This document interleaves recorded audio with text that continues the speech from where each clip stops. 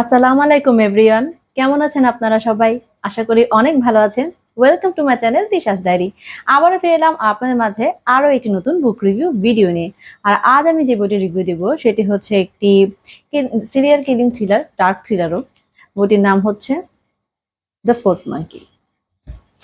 লেখক জোন এসবো, অনুবাদ সায়েম সোলাইমান, প্রথম প্রকাশ সেপ্টেম্বর 2023, প্রকাশনী চিরকুট প্রকাশনী, প্রচ্ছদ সজল চৌধুরী, পৃষ্ঠা সংখ্যা 496, মুদ্রিত মূল্য 700 টাকা। আর জন্ম হচ্ছে সিরিয়াল কিলিং থ্রিলার এবং ডার্ক থ্রিলার।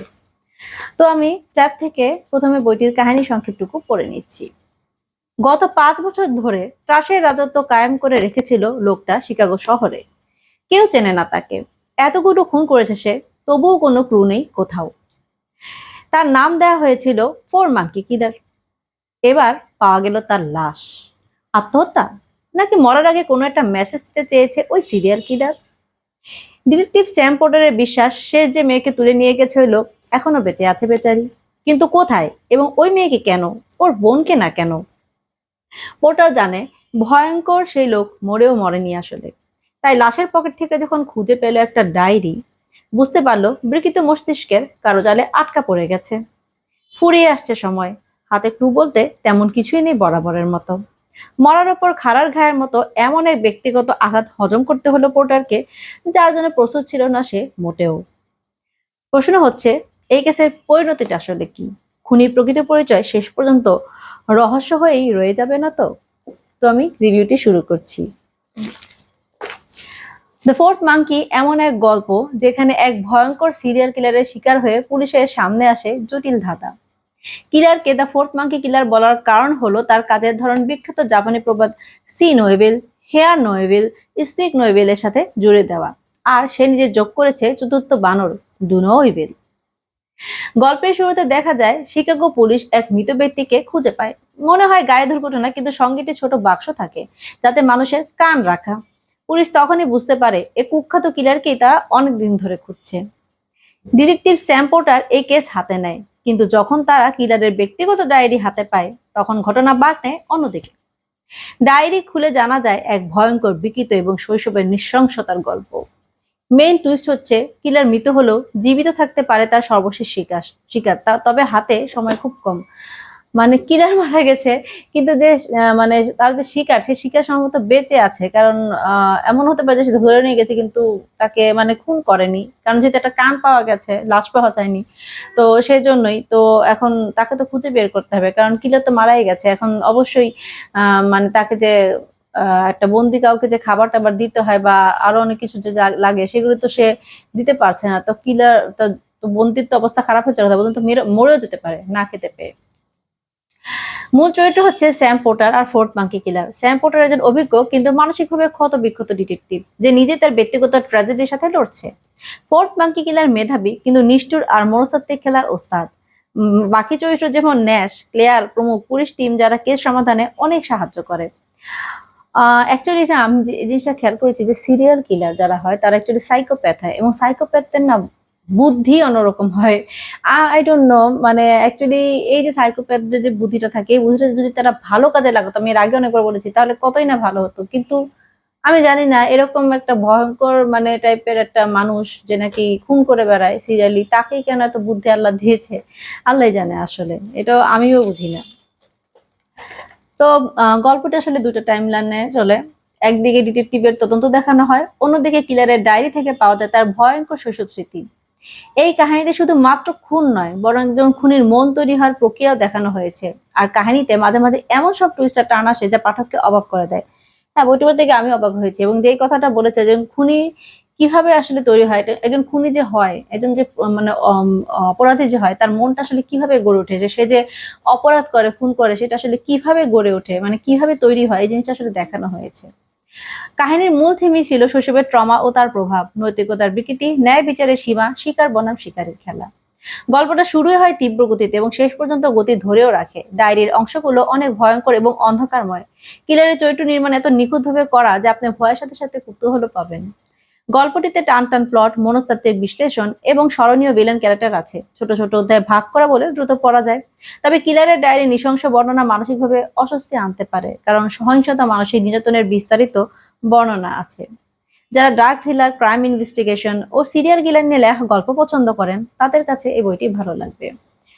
যেমন আমিও dark thriller, serial killing, actually আমি এগুলি পছন্দ করি কেন, সিরিয়াল কিলিংটা মানে এটা এই ধরনের গল্প আসলে টান টান উত্তেজনাময় হয়। আর ডার্ক থ্রিলার যেটা মানে ডার্ক সাইকোলজিক্যাল থ্রিলার, আসলে এটা কি মানুষের যেটা মনোজগৎ থাকে না, যে অন্ধকারময় মনোজগৎ, ওই জিনিসটা মাঝে মাঝে আমার জানতে আগ্রহ লাগে যে মানুষ কেন এরকম হয় বা কি মানে কিরকম হয় এদের সাথে। গল্প পড়ে তো আসলে এটা তো মানে আমি তো আর ইয়ে পড়ছি না, নন ফিকশন পড়ছি না যে মানে আমি তাদের ব্যাপারে এটা আসলে রিসার্চ করছি, সেটা না। মানে গল্পে যে জিনিসটা আর কি যতটুকু জানা যায়। তো এখানে আমি একটা কথা বলবো, এই বইটা আসলে পড়তে গেলে না আপনি ডিস্টার্ব ফিল করতে পারেন। আমি ডিস্টার্ব ফিল করেছি। কেন? কারণ খুনির যে অতীতটা দেখানো হয়েছে না, তার ছোট ছেলেবেলাটা, ওটা না খুবই ডিস্টার্বিং ছিল এবং আমার কাছে না খুব খারাপ লেগেছে। যেটা বলবো যে মানে মাঝে মাঝে মনে হচ্ছে ছি এগুলি কি লেখা। আসলে কি এরকম তো হয়, এমন না যে এরকম হয় না, হ্যাঁ? তো আর একটা জিনিস আমি বলব যে একটা মানুষ যেরকম ভাবে বড় হয় আপনি দেখবেন যে ভালো হোক, খারাপ হোক বা যেমনই হোক না কেন তার উপরে না তার পরিবেশের একটা প্রভাব আছে, যে সে যেই পরিবেশে অ্যাকচুয়ালি বড় হয়েছে সে সেরকমই হয়েছে। এখন মানে সে অন্য জায়গায় গিয়ে কিন্তু খাপ খাওয়াতে পারবে না, বা অন্য জায়গায় গিয়েও কিন্তু সে তার সেই মানে সেই রকম আচরণ বা ব্যবহারই করবে যেরকমটা সে ছোটকাল থেকে শিখেছে। মানুষের ছেলেবেলাটা কিন্তু অনেক গুরুত্বপূর্ণ সময় এবং ওই সময় আসলে মানুষের মন মানসিকতা তৈরি হয়। সে তখন যা দেখে, যা বুঝে, যা শিখে মানে সেগুলি আসলে তার মাথায় থাকে এবং পরবর্তী লাইফে সে সেটাই করে। তো এখানে যে জিনিসটা দেখানো হয়েছে যে খুনি অ্যাকচুয়ালি ছোটকাল থেকেই খুনি হিসেবে বেড়ে উঠেছে। মানে এমন একটা অবস্থা যে তার বাবা মা খারাপ ছিল, তার বাবা মাও এরকম মানে উল্টাপাল্টা অন্যায় ধরনের কাজ এরকম করতো। তো সেও না দেখে দেখে সেটাই শিখেছে এবং সেও ছোটকাল থেকেই তার এমন শক্ত মনে হয়। বাচ্চাদের মধ্যে একটু নরম থাকে কিন্তু না, সে ওসব দেখে দেখে তার মনটা শক্ত হয়ে গেছে। বাচ্চারা কিন্তু আবার নিষ্ঠুরও হতে পারে যদি তাদেরকে সেরকম ভাবে মানে গড়ে তোলা হয়। তো দেখা গেছে যে বাচ্চা মানে দেখে দেখে তার কাছে সেটা নরমাল হয়ে গেছে। তো সেও না নিষ্ঠুর হয়ে গেছে।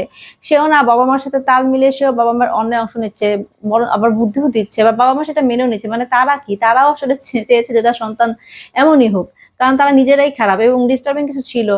আ মানে নিষিদ্ধ কিছু, যেগুলো যে জিনিসগুলো আসলে ঠিক মেনে নেওয়ার মতো না। এরকম অনেক কিছু ছিল এবং শেষে দিয়ে যে জিনিসটা মানে পুরোটা অপরাধী পরিবার। মানে আমার কাছে আশ্চর্য লাগলো। পুরা গোষ্ঠী হচ্ছে মানে খারাপ। খুনির গোষ্ঠী। হ্যাঁ, মানে আমি কি বলবো? তো ওই জিনিসটা থেকে না আসলে মনোভাবটা মানে ওই যে মানে পরবর্তী লাইফে সেই জিনিসটা হয়, সিরিয়াল কিলিং মানে তার উপরে যে প্রভাবটা পড়ে। মানে এবং আমি স্পয়লার হয়ে যাবে তাই আমি অনেক কিছু বললাম না। কিছু কিছু জিনিস আছে যেগুলি খুবই মানে কানেক্টেড। মানে পরে সে সিরিয়াল কিলিং যে করতো, কেন করতো বা কিসের সাথে কানেক্টেড বা কেন একজন শিকারকে উঠিয়ে নিয়ে গেছে, এগুলো আসলে মানে ওইটার কেন হয়েছে এগুলো আমি বলব না। স্পয়লার হয়ে যাওয়ার কারণ স্পয়লার যাওয়ার একটা ইয়ে আছে, মানে রিস্ক আছে, সেজন্য স্পয়লার হয়। তবে অবশ্য মনে হয় যে এই বইটা আসলে অনেকে পড়েছেন, কারণ এই বইটা আসলে অনেক আগেই বের হয়েছে। তা আমি আবার একটু দেরি করে পড়েছিলাম, তাই আমি রিভিউটা দেরি করে দিলাম।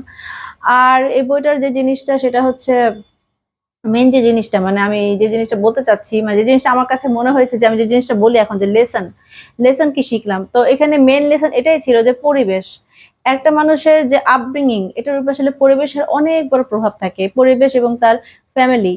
আপনি একটা মানুষকে জাজ করবেন, মানুষের ফ্যামিলি জাজ করবেন কিভাবে? মানুষটাকে দেখলে আসলে আপনি যদি মানে ভালো মতো অবজার্ভ করেন, আমি মনে করি একটা মানুষকে চেনা যায় অবজারভেশনের উপর আসলে কিছু নেই। এবং আমি মনে করি অবজার্ভ করার জন্য কিছুটা সময় লাগে। হ্যাঁ, কিছু কিছু মানুষকে আপনি খুব তাড়াতাড়ি অবজার্ভ করতে পারবেন, কিন্তু কিছু কিছু মানুষ আছে জটিল, তাদেরকে কিন্তু আপনি দ্রুত অবজার্ভ করতে পারবেন না। এই সাইকোপ্যাথ এরাও কিন্তু অন কাইন্ড অফ জটিল মানুষ, তাদেরকে আসলে সহজে বোঝা যায় না। এবং এখানে যে জিনিসটা এসেছে আমি বলবো, আমি নিজে আসলে মানে আমি নিজে চারপাশে যা দেখি আমি আপনাদেরকে বলি যে আমি নিজে এরকম দেখেছি, এরকম দেখে তো আমি এরকম বুঝেছি। তা আমি কি করি, আমি আসলে অবজার্ভ করি। এই জিনিসটা আসলে আগে করতাম না, মাঝে মাঝে করতাম, মানে ইদানিং একটু বেশি করি। তো ওইখানে হয় কি, যেমন আমি বই পড়ার সময় ইমাজিন করি সেরকম মানুষকে আমি অবজার্ভ করার চেষ্টা করি বা পরিবেশ অবজার্ভ করি। তো আমি একটা জিনিস খেয়াল করেছি যে একটা মানুষের উপর পরিবেশের প্রভাব অনেক ভালো মানে ভালোভাবে পড়ে। এমন মানুষ আমি দেখেছি যে হয়তো সে শিক্ষিত মোটামুটি, শিক্ষিত সমাজের সাথে সে মিশছে, মানে শিক্ষিত মানুষ, কিন্তু তার ফ্যামিলিটা অ্যাকচুয়ালি অশিক্ষিত। হ্যাঁ, ফ্যামিলিটা থার্ড ক্লাস টাইপের একটু। একটা কথা বলি, অনেকে বলে না ছোট লোক গরিবদেরকে, আসলে গরিব হলে কিন্তু মানুষ ছোট লোক হয় না, ছোট লোক হয় অ্যাকচুয়ালি মন মানসিকতায়।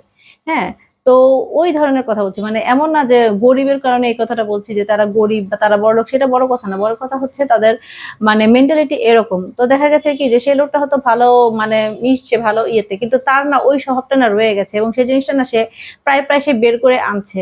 যে মানে সে এরকম একটা পরিবেশ, তার স্বভাবে, তার আচার আচরণে, তার যে সে যে পরিবেশে বড় হয়েছে সেই জিনিসটা না প্রকাশ হয়ে যাচ্ছে, মানে সে লুকিয়ে রাখতে পারছে না। কারণ ওই যে বললাম না, আপব্রিঙ্গিং, আপনি কিন্তু আপনার ব্যবহার আচরণ এগুলি বেশি দিন আপনি লুকিয়ে রাখতে পারবেন না, মুখোশ কয়দিন পরবেন। সাইকোপ্যাথরা যেটা করে তারা তো মুখোশই পরে থাকে, ওয়ান কাইন্ড অফ মুখোশ সব মানুষের সামনে। যখন সে যার সাথে যাকে সে শিকার বানায় তাকে না সে তার খারাপ টুটো দেখায়। এমনিতে কি যারা নর্মাল থাকে তাদের সাথে, নর্মালি সে যাদের সাথে মিশে তাদের কি সে তার চেহারা দেখায় নাকি? দরকার কি? সে তো মানে চাই যে সে এমন ভাবে থাকবে যাতে কেউ ধরতেই না পারে যে সে আসলে এত খারাপ একজন মানুষ। তো আমাদের সমাজে এরকম কিছু মানুষ আছে, হয়তো সাইকোপ্যাথ না, কিন্তু মুখোশধারী মানুষের অ্যাকচুয়ালি অভাব নেই। এরা মুখোশ পরে আপনাদেরকে অনেক ধরনের বিপদে ফেলতে পারে, আপনাদেরকে ফাঁসাতে পারে। তো এই জন্য বললাম যে একটা মানুষকে অ্যাকচুয়ালি সময় নিয়ে অবজার্ভ করবেন, তারপর বিশ্বাস করবেন। এখনকার সময় এমনিতেও কাউকে বিশ্বাস করা যায় না। তারপর বিশ্বাস না করতে থাকতে পারবেন না, বা দরকারেও একটা মানুষের সাথে মিশতে হতে পারে, তো তখন আপনি কি করবেন? অবজার্ভ করবেন, এবং অবজার্ভ করে মানে সেই মানুষটা কিরকম সেরকম বুঝে আপনি ডিস্টেন্স মেনটেন করবেন। আপনার যেহেতু কাজ করতে হবে, যদি তার সাথে কাজ করতে হয় আপনি সেটা করবেন অবশ্যই, কিন্তু আপনার নিচের সেফটিটা আগে। কারণ এই ধরনের মানুষ একটি বিপদে ডেকে নিয়ে আসে। যে মানে আপব্রিঙ্গিং আমি বললাম না, আপনি দেখবেন একটা ভালো ফ্যামিলির মানুষ যদি পরিবেশ ভালো হয়, হ্যাঁ, এবং মানুষের মন মানসিকতা ভালো হয়, সেই মানুষ যদি গরিবও হয় না, তারপর সেই মানুষটার মধ্যে না মনুষ্যত্ব বোধ থাকে এবং মানুষটা ভালো হয়। আমি জিনিসটা দেখেছি যে আসলে টাকা পয়সা বড় ফ্যাক্ট না, টাকা পয়সা কিছুটা হলে প্রভাব ফেলে, কিন্তু মেইন প্রভাব ফেলে অ্যাকচুয়ালি পরিবেশ। আপনি যে পরিবেশে বড় হবেন আপনি সেরকমই হবেন। এখানে বড়লোক গরিবের কিছুই নেই। এখানে মেইন হচ্ছে আসলে আপনাদের মন মানসিকতা, আপনাদের মানে কিরকম ভাবে আপনারা সবকিছু চিন্তা করেন। বা একটা বাচ্চা যখন বড় হয় তখন অ্যাকচুয়ালি তার চারপাশের জিনিস দেখে সে বড় হয়। তার বাবা মা কি করে, সে কি করে, এবং আমি এই জিনিসটা খেয়ালও করেছি। যাদের ঘরে বেশি ঝগড়াঝাটি হয় বা একটু সমস্যা, একটু তাদের বাচ্চারা না চিল্লাচিল্লি বেশি করে, তাদের বাচ্চারা একটু বিরক্তিকর হয়। আবার যাদের ঘরে দেখলাম যে একটু ঝগড়াঝাটি কম হয়, মানে সবার মধ্যে ভালোবাসা জিনিসটা বেশি, তাদের বাচ্চারা না শান্ত হয়, লক্ষ্মী টাইপের হয়। এবং আর বাচ্চারা তো কি বলবো, বাচ্চারা অ্যাকচুয়ালি কি, যেখানে বলবো না ছোটকালের ট্রমা, এই সিরিয়াল কিলারটা হচ্ছে এর কিন্তু একটা ট্রমা আছে। আমি প্রত্যেকটা সাইকোপ্যাথ সিরিয়াল কিলারদের মধ্যে না দেখলাম কি তাদের আসলে একটা ট্রমা থাকে, এবং ছোটবেলার ট্রমাই। ও খারাপ হয়েছে ঠিক আছে ছোটকাল থেকে, কিন্তু ও কিন্তু প্রথমে কিন্তু ও ট্রমার শিকার হয়েছে, কারণ ছোট মানুষ মানে অনেক ভয়ঙ্কর কিছু দেখলেও কিন্তু মানে যদি সে সেরকম নৃশংস থাকে সে অবশ্যই ভয় পাবে। হ্যাঁ, সে কিন্তু প্রথমে ভয়ই পেয়েছে, প্রথম সে, তারপরে হয়েছে কি, সে তার ট্রমা এসেছে। কিন্তু ট্রমার থেকে হতে হতে কি হয়েছে, সে একসময় একটা শক্ত হয়ে গেছে এবং সেও না ওই রকম হয়ে গেছে। তার প্রথমে মূলত ট্রমাটাই হয়, পরে কিন্তু ওই রকম হয়। তা আমার মাঝে মাঝে আসলে এসব মাঝে মাঝে আফসোসও লাগে যে যারা অ্যাকচুয়ালি সাইকো, আমার মাঝে মাঝে মনে হয় যে এদের যদি সঠিক সময় সঠিক চিকিৎসা দেওয়া যায় বা মানে সাইকিয়াট্রিস্ট দেখানো হয়, তাহলে হয়তো তারা ঠিকও হতে পারতো। এরকমও হয়তো হয়, কিন্তু তাদেরটা আসলে কি বোঝা যায় না। আপনি যখন মিশবেন নর্মালি তখন কিন্তু বুঝবেনও না। হয়তো তাদের সাথে বেশি ক্লোজ থাকলে তখন হয়তো আপনি খেয়াল করতে পারবেন যে তারা আসলে সাইকোপ্যাথ। হ্যাঁ, এবং তখন আবার সাইকোপ্যাথ, এখন কথা হলো যে নর্মালি যারা একটু মানে মেন্টালি সমস্যা থাকে তারাও তো ডাক্তারের কাছে যেতে চায় না। আমি জানি না মানসিক সমস্যাটাকে মানুষরা কেন, মানে আমাদের দেশে কেন এতটা খারাপ ভাবে দেখা হয় ভাই। মানুষের শরীরের যেহেতু অসুখ হতে পারে, মনেরও তো অসুখ হতে পারে, আর সেই জন্য ডাক্তারের কাছে যাওয়া যেতে পারে। এখানে পাগল হয়ে গেছে বা এই ধরনের কথা আসছে কেন? পাগল এক জিনিস, আর মানসিকভাবে ডিস্টার্ব, অসুস্থ জিনিসটা আরেক রকম জিনিস। তো আমি মনে করি অ্যাকচুয়ালি যদি কারো এরকম সমস্যা হয়, ট্রমা থাকে বা সাইকোপ্যাথ টাইপের, বা যদি আপনি না হলেও আপনার পাশে যদি কাউকে এরকম দেখেন, পরিচিত কাউকে দেখেন, তো আমার মতে তাকে আসলে সাইকিয়াট্রিস্টের কাছে নিয়ে যাওয়া উচিত। কারণ এরকম মানুষ যদি সমাজে বেড়ে যায় তাহলে আসলে আমাদের জন্যই সমস্যা, মানে যারা সাধারণ মানুষ তাদের জন্য আসলে সমস্যা। তো এই বই থেকে আমি বলবো, এখানে লেসন এটাই যে অ্যাকচুয়ালি একটা ভালো পরিবেশে সন্তানকে বড় করা উচিত। হ্যাঁ, যদি আপনি আপনার সন্তানকে ভালো করতে চান তাহলে অবশ্যই তাকে একটা ভালো পরিবেশ দিন। এরকম কোনো পরিবেশে তাকে বড় করবেন না যেটা আসলে তার মধ্যে ট্রমা সৃষ্টি করবে এবং সে পরবর্তীতে তার লাইফে একটা খারাপ মানুষ হিসেবে গড়ে উঠবে। আমি মনে করি এই বই আসলে এই মানে থ্রিলারের ফাঁকে ফাঁকে এই সুন্দর একটা লেসন কিন্তু দেওয়া হয়েছে, আর এই জিনিসটা আমার কাছে খুব ভালো লেগেছে। আর বইটা প্রকাশনের কথা যদি বলি, চিরকুট প্রকাশনের প্রকাশন, তো এটা নিয়ে কোনো অবজেকশনই নেই। বানান ভুল কম ছিল, সুন্দর প্রচ্ছদ, ফোর্ট মাঙ্কি কিলার, এই যে গিফট বক্স এটার মধ্যে আমার কামটা ছিল, বাসা আছে, তারপরে যে মানুষ, রক্তের ছাপওয়ালা হাত, তারপরে ঘড়ি, ডায়েরি, গাড়ির কথা তো আমি বলেছি, সবকিছু গাড়ি তবে অ্যাক্সিডেন্ট করেছে সবকিছুরই একটা ভূমিকা আছে। আমি তো বলেছি যে কি পয়েন্ট যেগুলি থাকে মেন সেগুলি অ্যাকচুয়ালি কিন্তু ওই প্রচ্ছদে আনে, এবং এই জিনিসটা অ্যাকচুয়ালি ইম্পর্টেন্ট, মানে আপনি প্রচ্ছদ দেখে না একটা ধারণা নিয়ে নিতে পারবেন যে বইটি কেমন। তো আমি বলবো যারা ড্রাগ থ্রিলার পছন্দ করেন, সাইকোলজিক্যাল থ্রিলার আমার খুব পছন্দ, সেজন্য আমি সাইকোলজিক্যাল থ্রিলারটা মিস দিই না। তো এখানে এটা কিন্তু অ্যাকচুয়ালি সাইকোলজিক্যাল থ্রিলারই, কারণ কিলারের যে মনোভাবটা, কিলারের বেড়ে ওঠাটা, মানে তার মনোভাব, তার যে অপরাধী মনোভাবটা গড়ে উঠেছে, সেটা কিন্তু অ্যাকচুয়ালি এই বইতে এসেছে। তাই আমি বলবো এটা একটা ডার্ক সাইকোলজিক্যাল থ্রিলার, মানে সিরিয়াল কিলিং এর পাশাপাশি ডার্ক সাইকোলজিক্যাল থ্রিলারও। তো যারা এই ধরনের বই পড়তে পছন্দ করেন তারা কিন্তু এই বইটা পড়তে পারেন। আমার কাছে মনে হয় কি, ডার্ক জিনিসটা যারা হজম করতে পারেন, আমার কাছে যেমন মনে হয়েছে আমি পড়তে গিয়ে হজম আমি করতে পেরেছি, কিন্তু ওই যে বললাম না, কিছুটা হলো না ডিস্টার্বিং ফিল আপনি করতে পারেন। তো যাদের এই জিনিসটা যারা পারবেন হজম করতে, তারা এই বইটা পড়তে পারেন। আমার মনে হয় বইটা আসলে আপনাদের কাছে অনেক ভালো লাগবে। তো চমৎকার একটা বই রিভিউতে আমি দিয়ে দিলাম, এখন আপনি পড়া শুরু করে দিন। Happy reading. তো দর্শক, আজ এই পর্যন্তই। ভিডিওটি ভালো লাগলে প্লিজ প্লিজ প্লিজ আমার চ্যানেলটি সাবস্ক্রাইব করবেন, আর বেশি বেশি করে লাইক কমেন্ট শেয়ার করবেন, কারণ আপনাদের ভালোবাসাতেই আমার চ্যানেলটি এগিয়ে যাবে। আর আমি চেষ্টা করবো আরো ভালো ভালো কন্টেন্ট নিয়ে আসার জন্য। আমি ভাবি যে আরো ভালো কিছু করা যায় কিনা, যেহেতু আমি বলেছি যে অনেকে ভাবে যে রিভিউটা হয়তো ওরকম ভালো হচ্ছে না, কারণ আমি দেখে দেখে বলি। তারপরে আসলে কি, অ্যাকচুয়ালি আমি রিভিউটাই বলতে আসি মূলত এখানে, মানে আমার ভিডিওটা অনেক সুন্দর বানাতে হবে বা চমক ধমক দিতে হবে, এই জিনিসটা আসলে মাথায় থাকে না। মূলত আমার থাকে কি, রিভিউটা আমি কিভাবে ভালো দেবো। প্রথমে তো আমি জাস্ট গল্পটার মানে অংশটা পড়ি, তারপরে আমি নিজের মতো করে রিভিউটা দেই। ভালো লাগলে ভালো বলি, খারাপ লাগলে খারাপ বলি, এখানে তো পেইডের আর কিছু নেই। তো আমি এটা কেন করি, যাতে যারা বই পড়তে পছন্দ করেন তারা যখন একটা বই পড়ার কথা ভাবেন, তখন তারা যাতে অন্তত বুঝতে পারেন যে বইটা অ্যাকচুয়ালি কেমন, মানে পড়তে আমি আমি কি আগ্রহী হবো পড়তে, সেটা বইটার ব্যাপারে একটা ধারণা থাকলে সেটা মানে ভালোভাবে সিদ্ধান্ত নেওয়া যায়। যেমন আমি নিজে অনেক সময় দেখা যায় যে রিভিউ টিভিউ, আসলে রিভিউ আমি দেখি বা পড়ি, এরকম হয়, এরকম করেই তারপরে আমি একটা বই পড়ার ডিসিশন নেই। অনেক সময় রিভিউ না থাকলে অবশ্যই আমি বই যে কিনি না তা না, কারণ অনেক সময় দেখা যায় যে নতুন একদম নতুন বই আমি প্রি অর্ডার দিয়ে নিয়েছি। সেটা হচ্ছে অ্যাকচুয়ালি মূলত আমি কাহিনীটা খেয়াল করি। আমি যে ধরনের কাহিনী পছন্দ করি, সেই ধরনের কাহিনী হলে দেখা যায় যে আমি কিনে ফেলি। তবে রিভিউটা হ্যাঁ, ওয়ান কাইন্ড অফ হেল্প করে যে আমি কোন বইটা কিনবো। রিভিউ দেখলে বোঝা যায় যে আসলে এই বইটা আমার মানে মন মতো হবে কিনা বা পড়তে আমার ভালো লাগবে কিনা। এই জিনিসটা সম্পর্কে কিছুটা একটা ধারণা পাওয়া যায়। তবে এটা ঠিক যে আমার কাছে যেটা ভালো লাগবে সেটা যে আপনার কাছে ভালো লাগবে এমন না। আবার আমার কাছে খারাপ লাগবে যে আপনার কাছে খারাপ লাগবে সেটা না। আর আমি সেটা বলিও না যে আপনাদের কাছে ভালো লাগবে। এমন বই আমি অনেক বলেছি যে আমার কাছে তেমন ভালো লাগেনি, কিন্তু আপনি পড়তে পারেন। আবার এমনও বলেছি যে অনেক ভালো লেগেছে, হ্যাঁ এটা তো আপনি পড়বেনই। তো আমি কখনো কোনো কোটাই পড়তে মানা করি না, আমি রিভিউটা দিয়ে দিই। পড়া বা না পড়া সেটা সম্পূর্ণ আপনাদের ব্যাপার। আচ্ছা, আর যদি আপনাদের যদি কিছু বলা থাকে বা যদি কিছু মানে কোনো বই রিভিউ আপনারা যদি চান, তাহলে কিন্তু অবশ্যই সেটা আমাকে কমেন্ট বক্সের মাধ্যমে জানিয়ে দিবেন। আমি অবশ্যই আপনাদেরকে রিপ্লাই দেওয়ার চেষ্টা করি। আমি সবসময় রিপ্লাই দিই অ্যাকচুয়ালি। আমার অনেক সময় অনেক এমন সব কমেন্টও আসে যে অনেকে আসলে অনেক বই সম্পর্কে জানতে চান, যে বইটার অনুবাদ হয়েছে নাকি, বা এই বইটা আপনি পড়েছেন নাকি। তো আমার ভালো লাগে অ্যাকচুয়ালি, আপনারা আমাকে সাজেস্টও করবেন যে এই বইটা আপনি পড়েছেন নাকি। এতে আমি কিন্তু আবার নতুন নতুন বই বা ভালো কোনো বই সম্পর্কেও জানতে পারবো আপনাদের কাছ থেকে। তো এবং তখন ওই বইটা পড়েও কিন্তু আমি রিভিউ দিতে পারবো। তো অবশ্যই আমাকে সাজেস্ট করবেন। আর আমি আবারও ফিরে আসবো নতুন আরো একটি ভিডিও নিয়ে। ততদিন পর্যন্ত ভালো থাকবেন, সুস্থ থাকবেন, আর আমার জন্য অনেক বেশি দোয়া করবেন। বেশি বেশি বই পড়ুন, সুস্থ সুন্দর সভ্য পৃথিবী গড়ুন। আল্লাহ হাফেজ।